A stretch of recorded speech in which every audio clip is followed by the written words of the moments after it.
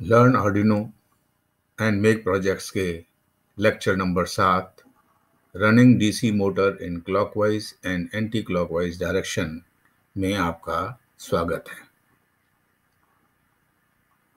इस लेक्चर में हम आर्डिनो बोर्ड के VCC यानी कि 5 वोल्ट और ग्राउंड को यूज़ किए बिना सिर्फ पिन नंबर 7, पिन नंबर 9 या कोई भी 2 पिन नंबर्स यूज़ कर सकते हैं और अपने मोटर को हम एंटी क्लॉकवाइज और एंटी क्लॉकवाइज डायरेक्शन में घुमा सकते हैं। ये मेरे पास एक डीसी मोटर है। डीसी मोटर में 2 पिन्स हैं, एक पिन हमारे पास ये है और एक पिन हमारे पास ये है। इन पिन्स को हम अपने प्रोग्राम में नाम देंगे T1 और T2। जैसा कि मैंने आपको यहाँ पर इस डिज़ाइन में दिखा रखा है, ये मेरे पास डीसी मोटर है। ये हमारे पास उसका एक्सेल है जो कि रोटेट करेगा या तो क्लॉकवाइज डायरेक्शन में और या फिर एंटी क्लॉकवाइज डायरेक्शन में। ये मेरे पास आर्डिनो बोर्ड है। आर्डिनो बोर्ड के पिन नंबर 9 को हमने कनेक्ट कर रखा है अपने ब्रेडबोर्ड के साथ। ब्रेडबोर्ड के एक वर्टिकल लाइन में कनेक्ट कर रखा है। तो जब मैंने 9 पिन यहाँ कर रखी है तो ये सारी पिनें जो है मेरे पास 9 पिन्स हैं। अगर मैं 2 मोटर्स को चलाना चाहता हूँ तो दूसरी मोटर्स भी यहाँ पर, दूसरी मोटर का एक एंड यहाँ लगा सकता हूँ। इसी तरह दूसरी मोटर का एक एंड यहाँ लगा सकता हूँ। ये टर्मिनल T1 है और ये टर्मिनल T2 है। टर्मिनल T1 हमने 9 को लगा रखा है, टर्मिनल T2 जो है हमने 7 को लगा रखा है। जब हम इस टर्मिनल 9 को लो कर देंगे तो ये ऑटोमेटिकली ये ग्राउंड हो जाएगा और इसको हम हाई कर देंगे तो हमारे पास करंट इस तरफ से इस तरफ फ्लो करेगा, क्योंकि ये हमारे पास 5 वोल्ट हो जाएगा। चाहे हमने यहाँ से 5 वोल्ट नहीं ले रखा है, फिर भी जब भी हम इनमें से किसी पिन को, डिजिटल पिन्स को हम हाई कहते हैं तो ये हमारे पास 5 वोल्ट होता है और जब हम लो कहते हैं तो वो हमारे पास 0 वोल्ट होता है। इसको हम हाई कर दें और इसको लो कर दें तो करंट हमारे पास इस डायरेक्शन में फ्लो करेगा और हमारे पास ये मोटर का जो एक्सेल है वो एक पर्टिकुलर डायरेक्शन में मूव करेगा।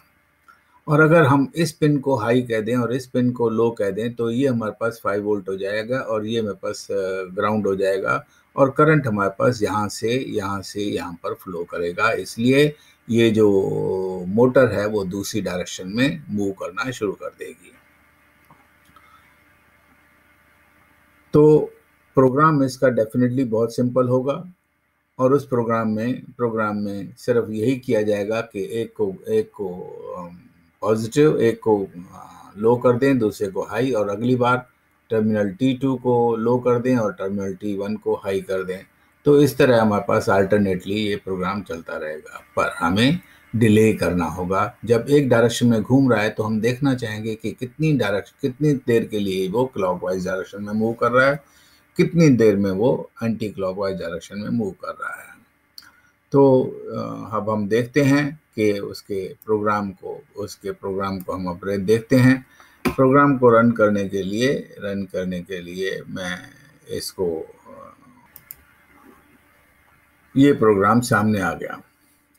यहाँ पर कमेंट में //// के बीच में कमेंट्स में लिखा रहा है मोटर्स हैव 2 पिन्स। मोटर की 2 पिनें होती हैं जिनको हम टर्मिनल T1 और T2 कह देते हैं। इस प्रोग्राम में हम 5 वोल्ट और ग्राउंड का यूज़ नहीं करेंगे, जैसा कि मैंने आपको पहले बताया है। हम सीधा प्रोग्राम के ऊपर आते हैं। इंटीजर T1 = 7 कह दिया, इंटीजर T2 = 9 कह दिया, यानी कि एक टर्मिनल जो है ना 7 नंबर पिन को कनेक्टेड है और दूसरा जो पिन है T2 वो पास पिन नंबर 9 को कनेक्टेड है। फिर हमने डिले दे दिया है 5000 का और 5000 मिली सेकेंड्स का, यानी कि 5 सेकंड का डिले दे दिया है। और सेटअप में हम पिन मोड T1 को और पिन मोड T2 को भी हम आउटपुट कह देते हैं, क्योंकि हमने मोटर को रोटेट करना है, यानी कि हमें आउटपुट मिल रहा है, मोटर रोटेट हो रही है। वाइल लूप में हमारे लिए प्रोग्राम बहुत सिंपल है। डिजिटल राइट T1 को हमने हाई कह दिया और डिजिटल राइट T2 को हमने लो कह दिया और डिले डेल के बराबर कर दी, यानी कि हमने 5 सेकंड का डिले कर दिया। तो 5 सेकंड के लिए ये मोटर एक डायरेक्शन में रोटेट करती रहेगी। और उस 5 सेकंड के बाद हमने T1 को लो कर दिया और T2 को भी लो कर दिया है, यानी कि हमारी मोटर को हमने रोक दिया है। कितने टाइम के लिए? 5 सेकंड के लिए हमने रोक दिया है। और उसके बाद हमने डिजिटल पिन T2 को हाई कर दिया है और T1 को हमने क्या कर दिया है? लो कर दिया है। T1 लो और T2 हाई, और फिर हमने डिले दे दी और तो हमारे पास क्या हो जाएगा? फिर 5 मिनट के लिए 5 सेकंड के लिए ये मोटर जो है वो रोटेट करेगी, पर उल्टी डायरेक्शन में, क्योंकि T2 हाई है, अब T1 लो है। पहले क्या था? T1 हाई था और T2 लो था, इसीलिए करंट डायरेक्शन। फिर हमने दोनों T1 और T2 को लो कर दिया 5 सेकंड के लिए, ताकि हमारे पास वो मोटर जो है वो रुक जाए, और ये हमारे पास प्रोग्राम का एंड होता है। अब मैं आपको दिखाऊंगा कि कैसे मैं जब कनेक्शन करने के बाद हमारे पास ये जो मोटर है वो दो डायरेक्शन में रोटेट करती है। तो आइए हम देखते हैं।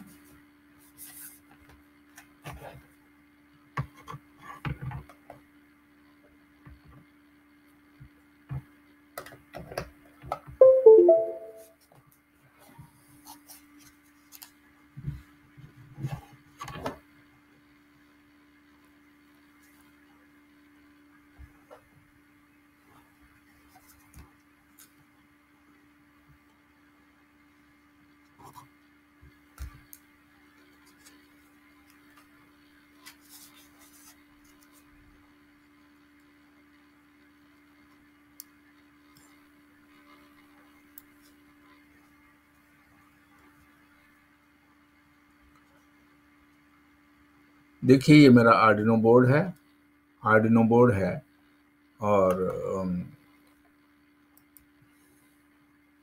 इस आर्डिनो बोर्ड में ये जो पॉइंट है ये पिन नंबर 7 है, और ये जो पिन नंबर है वो पिन नंबर 9 है। और इन पिनों को मैंने कहाँ कनेक्ट कर दिया है? इन पिनों को मैंने कनेक्ट कर दिया है इस लाइन पर,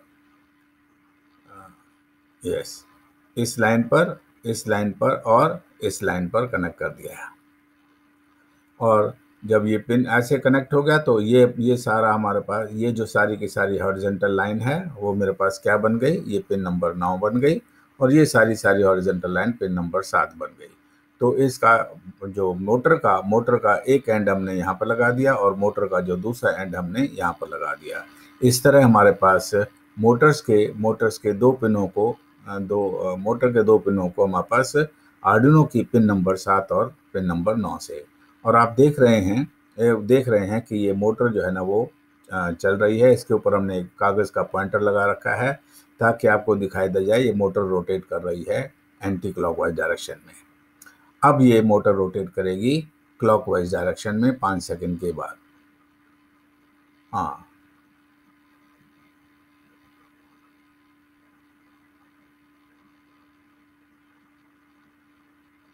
अब ये क्लॉकवाइज डायरेक्शन में रोटेट कर रही है और उसके बाद फिर एंटी क्लॉकवाइज डायरेक्शन में रोटेट करेगी।